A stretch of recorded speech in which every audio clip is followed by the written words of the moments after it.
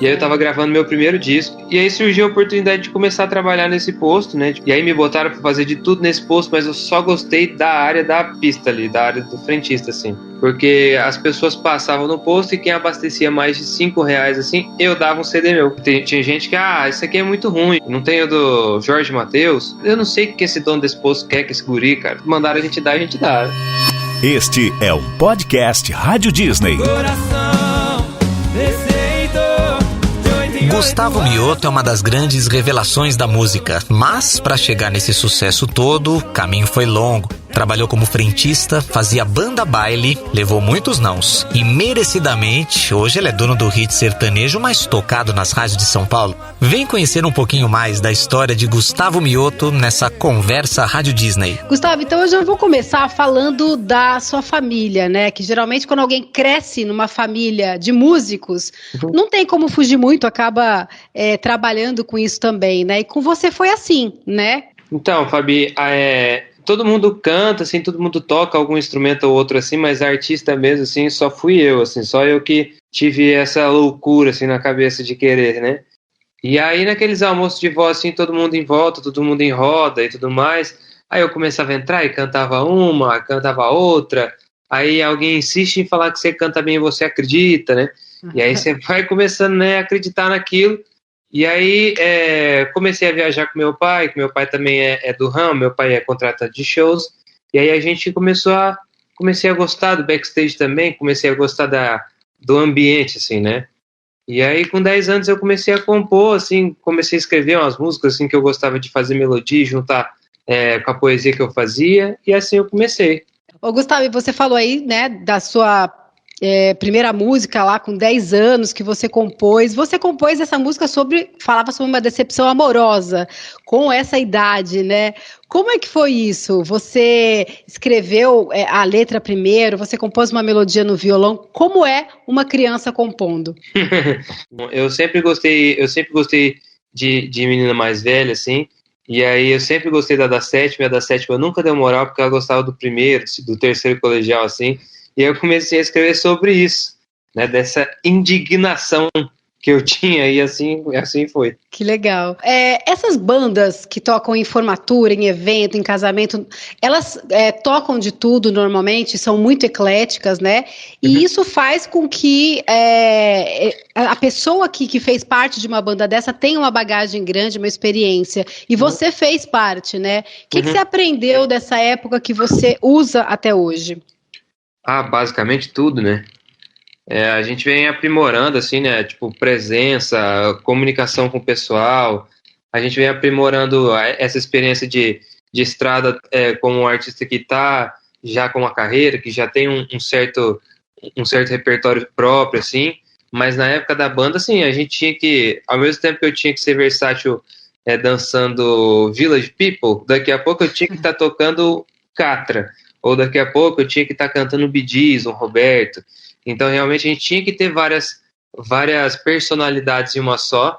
E isso ajuda demais, né? Porque você vai pegando uma característica sua de cada personalidade assim e montando uma personalidade forte sua depois, né? Sim. Então, isso me ajudou demais, assim, no palco, para lidar, para ter o jogo de cintura com certas situações, para saber falar com todo tipo de público. Então isso me ajudou demais. E é verdade que você já foi frentista também? Como é que foi essa experiência aí? Foi. Eu tava na escola ainda e eu já tava nessa banda de baile.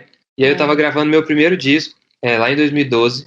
E aí surgiu a oportunidade de começar a trabalhar nesse posto, né? De começar a ajudar nesse posto lá. E aí me botaram para fazer de tudo nesse posto, mas eu só gostei da área da pista ali, da área do frentista, assim. Aham. E aí, quando eu terminei de gravar meu primeiro CD, foi meu primeiro meio tipo de divulgação, porque as pessoas passavam no posto e quem abastecia mais de R$ 5, assim, eu dava um CD meu no carro. Nossa! E aí eu nunca falava que era eu a princípio, né? Porque tinha gente que, isso aqui é muito ruim, não tem o do Jorge Mateus. E aí eu pensei, eu não sei o que esse dono desse posto quer, que esse guri, cara. Também não gosto de CD não, mas mandaram a gente dar, né? Você chegou a ouvir isso? Tipo, eu ouvi, não gostava. Ouvi. E como é que foi isso pra você? Começo é começo, né? A gente tem que estar pronto pra ouvir, né? E eu nunca vi ninguém chegar longe sem nenhuma porta fechada na cara, né? Então, eu falei, se alguém diz que eu sou muito ruim é porque alguém disse que eu sou bom. Então, vambora. E falando ainda desse seu primeiro disco, né? Você gravou uma música do Dominó nesse disco lá dos anos 80, né? Mas Foi. ela não gosta de mim. Como que surgiu a ideia de gravar essa música? Então, na época, como eu tinha 15 anos, assim, como era um trabalho de escola, assim, sabe, num projeto iniciando, a gente não sabia o que ia acontecer, a gente não tinha uma personalidade muito na cabeça, muito fixa, assim, de, para que caminho a gente vai seguir. Então a gente resolveu, meu pai já tinha escutado essa música, né, na época de guri dele, assim. Sim, sim. E aí meu pai lembrou dessa música e falou, cara, tem uma música aqui que pode ser uma roupagem nova, pode te botar no mercado, assim, né, pra ser uma primeira música, uma música que já é sucesso. Então a gente conseguiu puxar isso. Quando eu ouvi, eu falei, gente, ele tá cantando Dominó.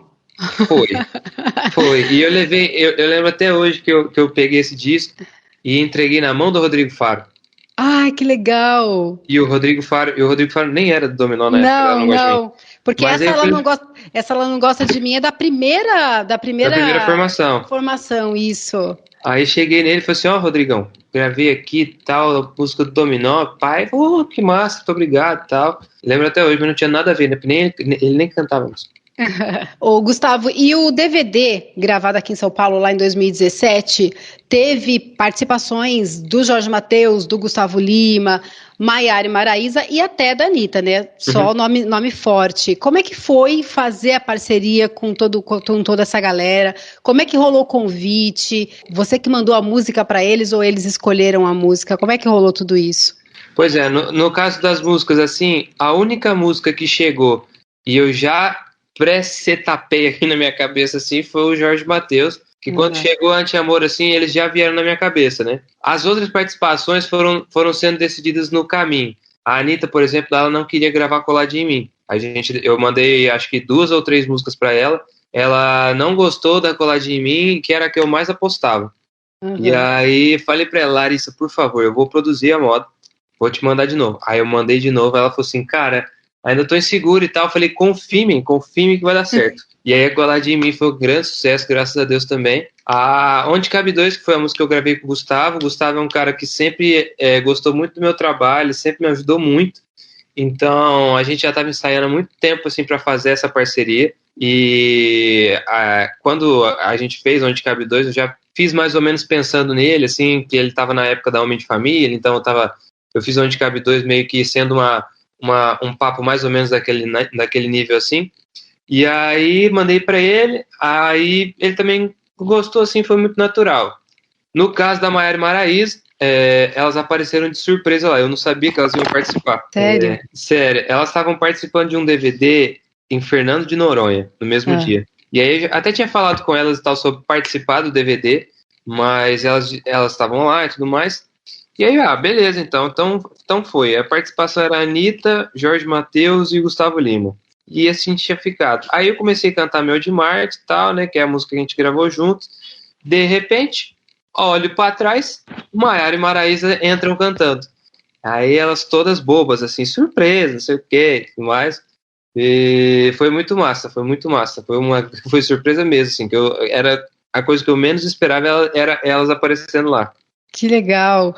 Ô, Gustavo, e falando da Anitta, né, a gente estava falando dela e agora, foi comentado uma época que você teve uma assessoria dela, é verdade? Não, assim, na real o que rola muito, assim, é que a gente sempre bate um papo, assim, sobre as coisas e tal. Sim. Acredito eu que daqui um tempo, assim, vai ficar mais próximo, assim, a gente tem muitos projetos que eu quero que ela esteja junto, tal, porque ela é muito professora no assunto ser artista, assim, aqui no Brasil. Então, quero muito estar com ela, assim, mais de perto, sim. A Anitta é o caso de sucesso, né? Ela é muito corajosa, assim, né? E eu acredito que seja a artista mais corajosa brasileira, assim, em geral. E a música Impressionando os Anjos, ela foi um marco na sua carreira, né? De onde veio a inspiração para essa composição? É uma história real ou não? Não, graças a Deus, assim, minha não é, né? Por incrível que pareça, ela é uma história real mais do que a gente acredita, assim. Sim. A gente até teve uma vez que a gente foi fazer um show e foi uma menina no show chamada Júlia e o irmão dela chama Pedro e a mãe dela morreu quando eles eram muito novos e o pai dela que criou eles. E aí, assim, eu cheguei a arrepiar no dia, né? Cheguei a balançar. Então, a gente tinha um certo medo, assim, quando a gente fez a música, a gente achou que ela ia ser muito direcionada, assim, sabe, muito restrita, pouca gente ia conseguir se identificar, e a gente tava muito enganado, assim, as pessoas se identificam de várias maneiras. É uma música que a gente, assim, até hoje não consegue muito explicar, assim, sabe? Sonhei, assim, que tava cuidando de 2 crianças, assim, e aquilo ficou na minha cabeça. Aí, depois de um dia, eu assisti uma matéria no jornal de domingo, assim, que o marido perdeu a esposa e ficou cuidando dos 2 filhos, né? E aí aquilo ficou, assim, cutucando minha cabeça, assim, nossa, eu devia, né, pode ser uma história interessante pra falar, né? E aí o menino que fez comigo, o Theo, chegou em casa e falou, cara, eu queria fazer uma música como se fosse uma oração pra alguém que já se foi, assim, sabe? Ou pra alguém que tá longe. Nossa, e você nem tinha falado dos seus sonhos pra ele? Não tinha. Caramba. E aí eu falei, cara, mas tipo, você tem um direcionamento e tal, né? Você teve mais alguma ideia? Ele falou, cara, eu assisti uma reportagem onde o marido perdia a esposa, ficou cuidando dos 2 filhos, e aquilo ficou dentro do meu coração me cutucando, que eu devia escrever sobre aquilo. E aí eu falei, cara, então Deus tá falando com nós, cara, porque eu tô com isso na cabeça já tem uns dias, sonhei com esse trem e tal, e aí em 40 minutos a gente fez Impressionando os Anjos. Uau, que história, né? Não é? História é impressionante mesmo a história dessa música. Não tem como explicar como a gente fez, mas assim, da onde surgiu é isso. Você já pensou em carreira internacional, em gravar em outro idioma? Já pensei e esse ano já vou realizar. Uau! Esse ano a gente fechou com a Universal e eles, com a força toda que eles têm no mundo todo, assim, já conseguiram fazer esse meio de campo com algumas coisas muito incríveis assim que vão acontecer esse ano. Ainda não posso falar exatamente porque, senão provavelmente eles vão me matar, mas com certeza esse ano já sai alguma coisa, eu estou muito ansioso, tanto no espanhol quanto no inglês já tem coisa prevista. E Despedida de Casal, Gustavo, o clipe é como uma historinha, né? De onde veio essa ideia de fazer um clipe com uma continuação? Aliás, você já sabe quando vai ser lançada aí essa continuação, porque a galera tá ansiosa, né, pra saber o desfecho dessa história aí. Eu sempre gostei de ser sacana, assim, de deixar o povo muito pistola, assim, sabe? E aí na época, assim, que a gente tava gravando o clipe, a Despedida de Casal, a última frase dela tá engasgado aqui aquele tchau. Sim. Então, ninguém sabe o que aconteceu, porque ainda tá engasgado, né? Então daí veio a ideia de fazer uma continuação, né? A gente tá fazendo um negócio muito massa, que a galera vai dar a continuação do clipe lá no TikTok. E a galera pode ir lá, vai gravar o vídeo, contando como seria a continuação. E a gente vai fazer um clipe baseado nas continuações deles, assim. Que demais. Ô Gustavo, e você foi convidado pro Big Brother Brasil, né? Pois então.